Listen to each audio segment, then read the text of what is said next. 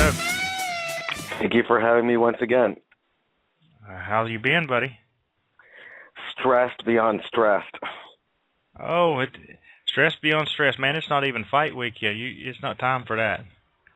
Oh, I'm telling you, all the fights going on now in Virginia, it is really becoming a bastion for good fights, good fighters, pro shows, pro-am shows, amateur shows. It is a lot of competition out there. That's for sure, man. Now, are you still the only all-pro fight card in Virginia going on? As of the moment, yeah. I know there's a couple other, as a matter of fact, there was an event last night. It was a pro-am. There's about 3 or 4 other pro-ams coming out here right now, but yes, I'm still the only full-fledged all-pro card. I hear you. Now, what makes you go all-pro instead of the amateur? Well, I had done so many amateurs over the years that, I'd seen organizations that had done 40, 50, 60 amateur events, and they're still doing them in small little bars, and no one knows them outside of their locality. And I knew the only way to go to the next level was to do pro. I was starting to do my last show as a pro-am, but I was having such a hard time dealing with getting amateur fighters, the flakiness of it all, and for good reasoning. I just decided to drop the entire amateur division altogether with my the advice of my matchmaker, Pete Hatcher. That sounds good. Now did it pan out for you doing that all pro? Did you do a little bit better on the event, or how'd that turn out for you? I think so. I think so in regards to costs and logistics. Instead of having to deal with the state commission as well as an amateur commission, I only had to deal with one commissioning body. So that made it easier. Expenditures in terms of having to get trophies or belts for amateurs versus, the majority of pros really only fight for either a belt or a fee, so I didn't have to deal with, any trophies or belt makers and just certain small logistics. To be quite honest, nothing majorly. In some ways, the amateur division versus the pro division, the talent pool is so tightly knit that the only distinction really is the fact that they make the jump from amateur to pro. Some of these guys are so good as amateurs, they could go right into the pros and not break a sweat. That's true. So tell us about your upcoming event. Well, this is Victorium Episode 2, August 10th at the Fredericksburg Fairgrounds in Fredericksburg, Virginia. I'm pretty excited about it. It is almost double the amount of fights of my last show. Still live streaming, of course. We're looking to do some regional television. I'm trying to get a licensing deal for that right now. And hopefully about 4 to 5 times attendance as the last show. The last show is basically standing room only, and this is going to be an outdoor event, so it's pretty cool. Not a lot of events do outdoor, or promotions do a lot of outdoor events, but we're pretty excited about doing this one in Fredericksburg. That sounds great, man. I've been to a couple outdoor events, and they seem to work pretty good. Gives you a different atmosphere. Yes. Tell us about some of the fights you got lined up for this time. All right. Well, we got a lot of great talent from predominantly Virginia, Pennsylvania, Maryland, Georgia. We got somebody coming in from California who is out of Virginia originally, but moved to California. We got Anthony Horn versus Bobby Sofko. It's a rematch. They fought each other a couple years back on Cage Fest, and there was an injury during the fights. They've been fighting at the bit to fight each other ever since. Matt Douglas versus John Attia. They were supposed to fight each other at a few events ago, but due to some miscommunication with one of the fight managers as well as the state, the fight had to be pulled. We got Brian Nielsen from MMA Institute versus Jeremy Boardwine. We got Brett Glass, who just won his fight last night, about a minute and a half at Warriors Challenge knockout, fighting a great fighter named Jeff Peterson out of California. We got Stephen Govan from MMA Institute fighting Brad Mountain.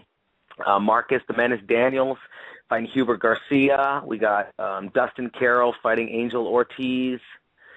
Sam Ure out of Virginia Beach fighting Craig Yerke from Downtown Ground and Pound, promoter, owner of that show. Stephen Wampler, we had a pull-out on his, so we're working on getting a replacement for him.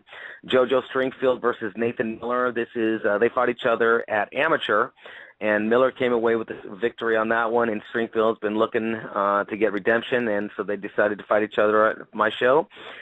Chris Rodriguez, also out of MMA Institute, versus Joe Hips, who's had a lot of experience and has actually fought a couple of the other guys on my card. Justin Roger against Mike Hodges, and Samir Fareed versus Brian Roby, and it's going to be the first 115-pound division fight in the United States for males. So we're pretty excited about having that. That sounds great. Now, you said Dustin Carroll. Is that Dustin Carroll from West Virginia? Yes, I think it is. You know what?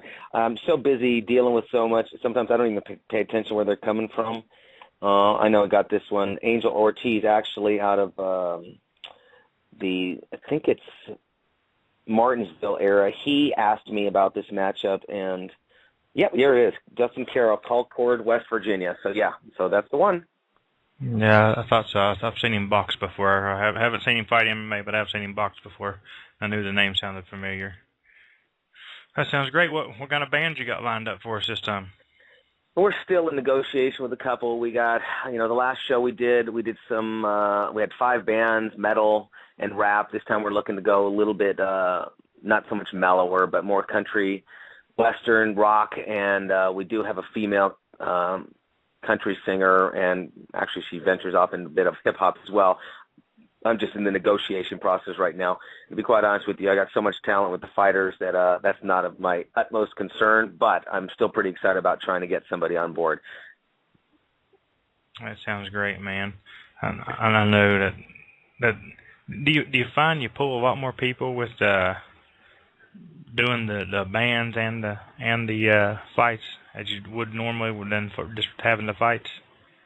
It's still in its infancy in regards to how to promote it properly. The thing is that I found at the last event, the people who wanted to see the bands didn't necessarily stay for the fights, and the people who were interested in the fights didn't come to really see the bands. I'm trying to figure out a way to get it where it's just everybody's coming to see everything, as opposed to almost 2 distinct shows within one single show. So I was a tad bit disappointed in terms of the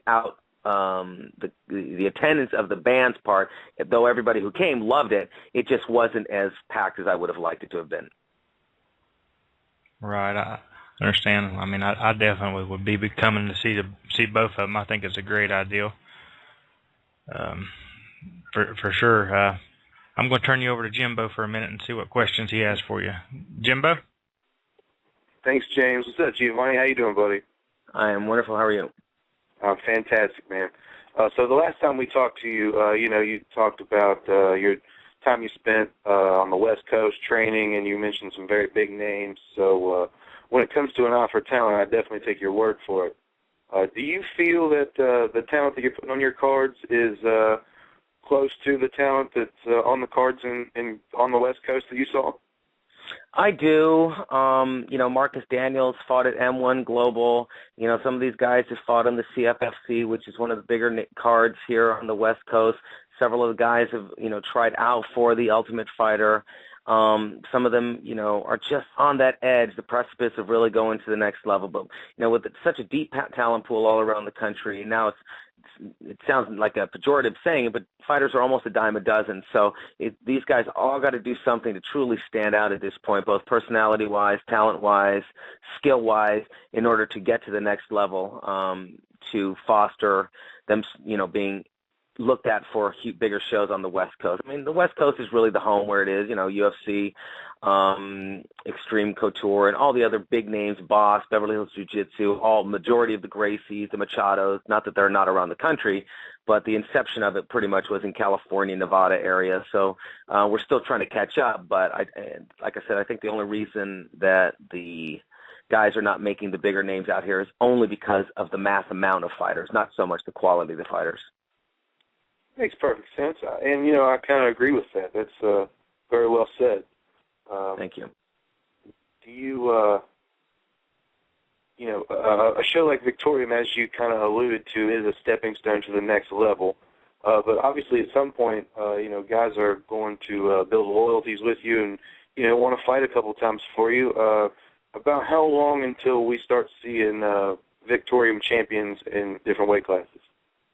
We are either looking at we're probably going to do the 4th show. I still think it's too early.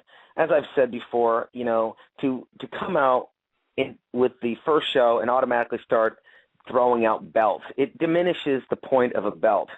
to sit there and say, yeah, I won the belt of such and such organization when there was no building up to it, there was no contenders, there was nothing, no tournaments, nothing. It kind of diminishes it. So since I'm still building a stable of fighters, I've got several fighters who on this card who fought for me on the last card. So I'm looking at probably fight number 4 before we really start offering those belts, or possibly the contenderships for a belt. Okay. Do you see yourself doing maybe a little tournament, even if it's just a 4 or 8 man tournament to get to a belt? Or I'd like to. I've heard. That's a good question. I got to talk to the state athletic commission because I was looking into doing that for one of my shows, and through the grapevine, I'd heard that the state they don't allow you to fight twice in the same 24-hour period. I mean, as an amateur, I fought 3 times in one night in less than a 2-hour period. But again, that's amateur versus pro, so I don't see why the amateurs would have to put themselves through more than a pro would. But that is a good question and something I'm going to look into. And yes, I would definitely love to do tournament style. I mean, that was the origination of the sport here, and I think that it is veered away from that. And as opposed to letting guys fight 1 or 2 times a year. I mean, geez, Hoist Gracie and that ilk, they were fighting sometimes 3 or 4 times a night. So I think in some ways we should get back to that. Maybe not often, but once in a blue moon to really separate the wheat from the chaff, if you will. Absolutely.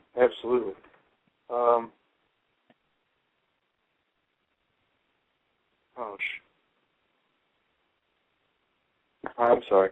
With the first time we talked to you, it was before the first Victorium. We're talking to you now before the second Victorium.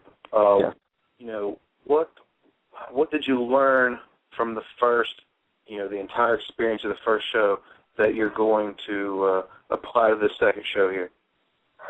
Well, I learned that pro fighters can be just as flaky as amateur fighters. That was a disappointment in some ways, but I've also learned that some fighters take this unbelievably seriously. So it really showed me that it's not so much what you are, the level in terms of whether it's professional, whether you're getting paid well, or an amateur. It really comes down to each individual. I was disappointed in some of the outcomes of the fighters themselves trying to promote themselves and build their own name brand. Some fighters start to believe their own press and think to themselves, well, I don't need to do anything to build my name up. I'm just going to be there to fight. Well, that's a huge misconception. So I changed some of the contracting, and I discussed this with other promoters as well as my matchmaker, and I put in whereas the fighters have to sell a minimum amount of tickets, and I think that's only fair. If I'm giving you an opportunity, you should do the same thing to give yourself an opportunity as well as the show itself. So I learned that. I learned that when I delegate authority to other people when they don't really have any stake in my show, whereas I'm the one taking the full financial risk, they don't really come through in the responsibilities I gave. So I had to change structures in terms of pay, missions, et cetera. So I did learn a lot from the last show. Well, that's good, man. I really want to make it down there and see a show. I don't know if I'm going to be able to make it to the next one, but I imagine there's going to be quite a few Victorium in the future. So, but I'll try to make it down there before sooner or later. I'm going to go ahead and have to turn you back over to James. My time's up. It was a pleasure talking to you, and as always, I can't wait to talk to you again, man. Thank you, man. Thanks, and have a great night. Thank you, too. All right, Giovanni, this is where you get your chance to give your shout-outs to maybe any sponsors you may have for the show or anybody who's helping you get it going good. And did have one more question before you did that. What you said you was trying to maybe get it on some local TV, any certain network or anything? I don't know. That's with the licensing company I'm working with, but I am also in negotiations with a huge chain of bars around the country that are very interested in putting on a series of fights in all their bars around the country, and Victorium being the only organization they work with. So I'm pretty excited about a few things going on. Now, of course, until the contract's signed and the check is cashed, nothing means anything. But I do believe that just on the sheer reputation of my first show and all the other amateur shows I've done, that's why I'm getting these offers, and hopefully they all pan out. And So I'm pretty excited about that. In terms of what channel, I mean, that's all going to be within the very near future, and of course I'll be posting that everywhere and letting you guys know and the entire fan base. So once again, August 10th, the Victorium, Episode 2, Fredericksburg, Virginia. Feel free to go to facebook.com/thevictoriummma or victoriummma.com. I can be called at any time, 757-236-2546. Of course, I want to give huge thanks out to Pete Hatcher, who is the best matchmaker that I know and works well with everybody, and everybody has great respect for him. Jessica Hayes, who is my web designer and one of my salespeople. Of course, all the fighters, Anthony Horn, Bobby Sopko, Matt Douglas, John Attia, Brian Nielsen, Jeremy Boardwine, Brett Glass, Jeff Peterson, Stephen Govan, Brad Mountain, Marcus Daniels, Hubert Garcia, Dustin Carroll, Angel Ortiz, Sam Ure, Craig Yerke, Stephen Wampler, John Hughes, JoJo Stringfield, Nathan Miller, Chris Rodriguez, Joe Hips, Justin Roger, Mike Hodges, Samir Farid, and Brian Roby. These are guys' names you're going to be hearing on a regular basis and hopefully on a national stage at sometime soon.